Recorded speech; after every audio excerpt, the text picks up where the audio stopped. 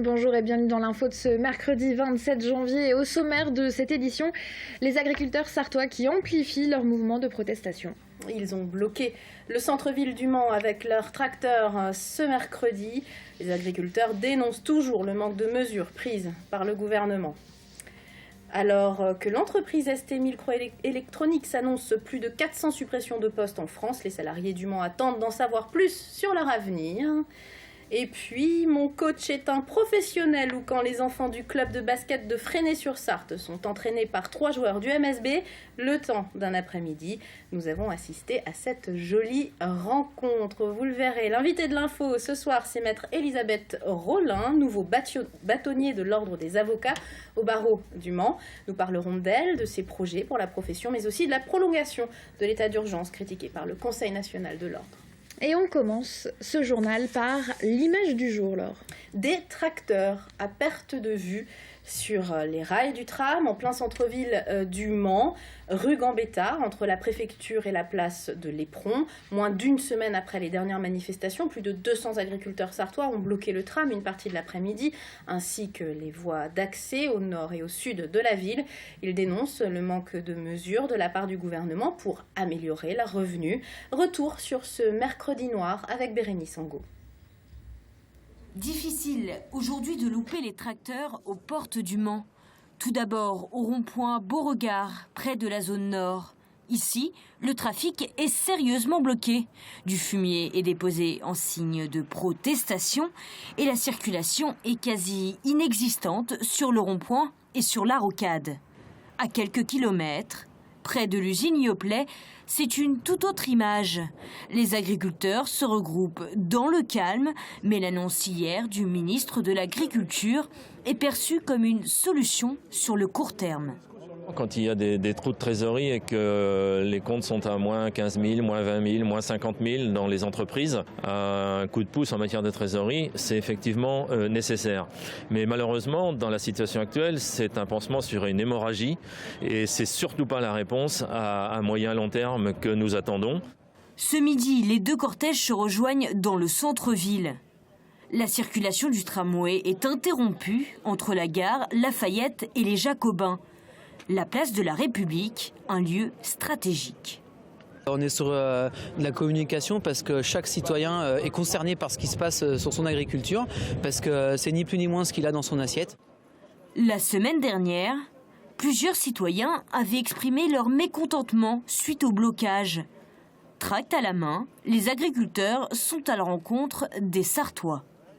On voit bien qu'il y a une grosse différence entre le prix qui nous est payé et le prix de la revente. C'est toujours à petite échelle qu'on comprend lorsque le citoyen il est remis vraiment au cœur du problème. Moi, sur plusieurs générations, 170 ans en arrière, c'était des agriculteurs. Donc ça fait pitié tout ça. Demain matin, un entretien devrait avoir lieu avec le président de la région. En fin d'après-midi, les agriculteurs ont déversé sur le parking de Carrefour du lait et des œufs. Un signe de protestation et de colère contre les distributeurs. Une colère qui ne cesse de monter depuis bientôt 1 an. C'est l'inconnu pour les 250 salariés de l'entreprise ST Microélectronics au Mans. Le groupe a annoncé la suppression de 430 emplois en France. Au Mans, les employés ne savent pas s'ils seront concernés par un plan de départ volontaire ou par des transferts vers d'autres secteurs du groupe. Michael Texier. ST Microélectronics au Mans, 250 salariés et 160 qui ne savent pas s'ils ont encore un avenir ici. Depuis juin dernier, ils s'attendaient à des annonces concernant leur domaine d'activité, le décodeur numérique. En proie à de grandes difficultés sur les marchés internationaux, le groupe aujourd'hui a décidé de se séparer de cette branche. 1400 postes dans le monde, 430 en France sont concernés. L'ambiance était très tendue jusqu'à hier, puisque ça faisait plusieurs mois qu'on attendait que des décisions soient prises. L'ambiance actuellement est bon. Il y a des choses qui bougent. Maintenant, à nous de continuer à montrer nos capacités pour pouvoir continuer à travailler au sein du groupe ST. ST Microélectronics ne prévoit pas de licenciement, mais des départs volontaires et des transferts d'emplois en interne vers d'autres divisions du groupe ou d'autres sites.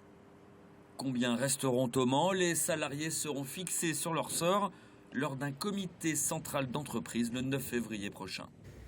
On passe à l'invité de l'info et ce soir c'est maître Elisabeth Rollin, nouveau bâtonnier de l'ordre des avocats au barreau du Mans que nous recevons. Oui, bonsoir maître. Bonsoir. Vous avez pris le relais de maître Jean-Luc Virfollet à ce poste le 1er janvier. Alors à quoi sert un bâtonnier en quelques mots ? Alors un bâtonnier, c'est le représentant de l'ordre des avocats dans une région. C'est lui qui représente les avocats au niveau du département de la Sarthe, par exemple. C'est le représentant donc de l'ensemble des avocats. C'est lui qui gère son ordre, qui manage son ordre, qui en assure la discipline, de veiller à ce que les principes fondamentaux de notre profession soient respectés, tant auprès des magistrats que des clients et qu'entre avocats eux-mêmes. Alors vous-même, vous êtes spécialisé dans le droit du travail. Alors moi, j'ai une dominante d'activité qui est le droit du travail. Mais quelle couleur vous voulez apporter à ce mandat finalement en tant que bâtonnier Alors en tant que bâtonnier, je succède à plusieurs bâtonniers puisque tous les 2 ans il y a un nouveau bâtonnier. Ce que je souhaite beaucoup et ce que je vais mettre tout en œuvre pour cela, c'est faire beaucoup de communication, faire connaître le monde des avocats, les difficultés qu'ils rencontrent, les particularités de cette profession. On ne connaît pas assez les difficultés des avocats ? Je pense qu'on ne les maîtrise pas complètement. Non. On a vaguement une idée, mais souvent on va le bâtonnier qui passe à la télévision, l'avocat qui passe à la télévision, qui a des grandes affaires, on se dit que les avocats ne sont pas à plaindre finalement. Voilà, on dit que les avocats ne sont pas à plaindre. Je crois, on ne peut pas dire effectivement tous les avocats sont à plaindre, mais c'est une profession qui parfois rencontre de grandes difficultés. Certains cabinets, par exemple, sont mis en liquidation judiciaire, par exemple. Alors sur ce plateau, on a souvent parlé ces dernières années de grève concernant notamment la revalorisation de l'aide juridictionnelle. C'est un combat que vous allez continuer à mener comme votre prédécesseur et ceux d'avant. Alors l'aide juridictionnelle, effectivement, il y a eu un combat très lourd en 2015 où les avocats se sont mobilisés en totalité au niveau de la profession et surtout au niveau national, ce qui s'était très rarement vu. On a obtenu gain de cause, c'est-à-dire on a obtenu 1 euro supplémentaire quant à l'unité de valeur.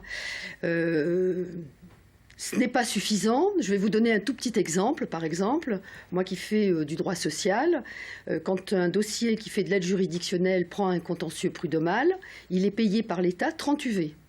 C'est-à-dire 30 unités de valeur. L'unité de valeur est 27,50 €. Ce qui veut dire ça ne suffit pas à rétribuer le travail de l'avocat. Ce qui veut dire finalement, que pour un contentieux prud'homal, par exemple, l'avocat doit toucher à peu près 825 € au niveau de l'aide juridictionnelle. Ça veut dire en taux horaire, ça fait à peu près combien ? Voilà. Alors en taux horaire sur un prud'homme, il faut compter, pour mener correctement une affaire, à peu près une dizaine d'heures minimum. Donc déjà, vous voyez qu'on arrive à 82 € à peu près. Et sur ces 82 €, ce n'est pas la rémunération de l'avocat. Parce que vous avez des charges à payer. Parce qu'il a son cabinet, sa secrétaire, son loyer, sa documentation, sa formation, etc. Donc vous allez continuer le combat de ce côté-ci. Donc voilà. Donc effectivement, il y a eu une avancée au niveau de l'aide juridictionnelle. Mais cette avancée est très faible. Autre actualité, la prolongation de l'état d'urgence pour 3 mois, décidé par le gouvernement la semaine dernière. Alors, le Conseil national de l'ordre refuse ouvertement ce prolongement et sa constitutionnalisation. Pourquoi ? Parce que le rôle principal de l'avocat, c'est d'assurer la défense. Voilà. Donc, il n'est pas question de politique, savoir si c'est bien ou si c'est mal.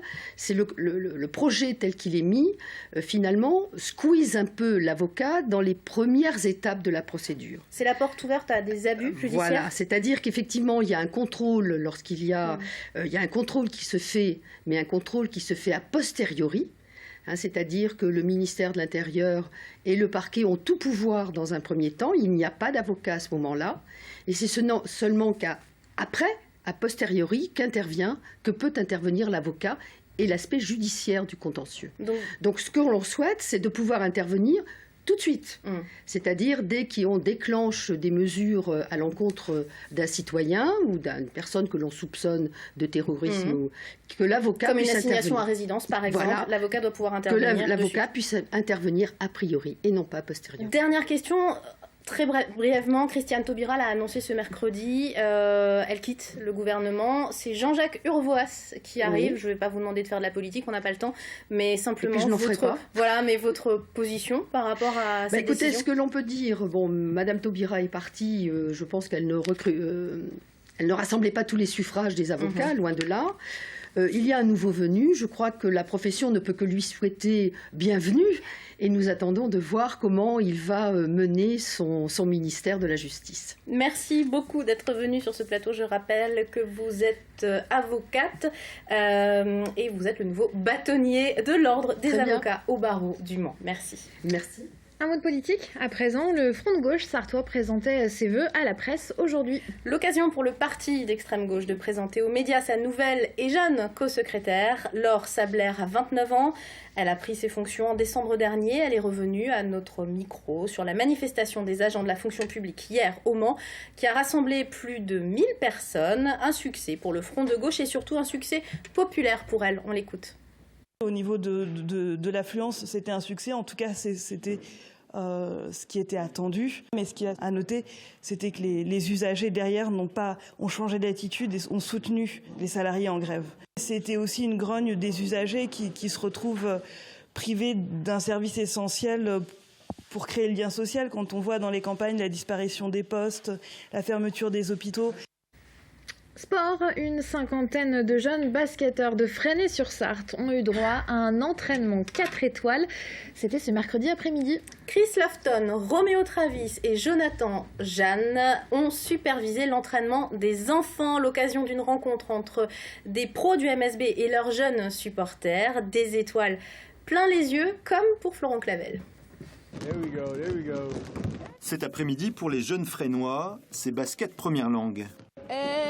I don't understand. Même pour des fans de NBA, l'anglais reste donc un peu compliqué. Heureusement, sur le parquet, les professeurs sont plutôt bienveillants. 3 joueurs du MSB, les Américains Chris Lofton et Roméo Travis, et le petit Jonathan Jeanne, 18 ans pour 2,17 m. T'es impressionné quand tu le vois là juste derrière hein? Ah bah oui, surtout avec la taille et ça... C'est... Intimidant mais surtout stimulant comme entraînement.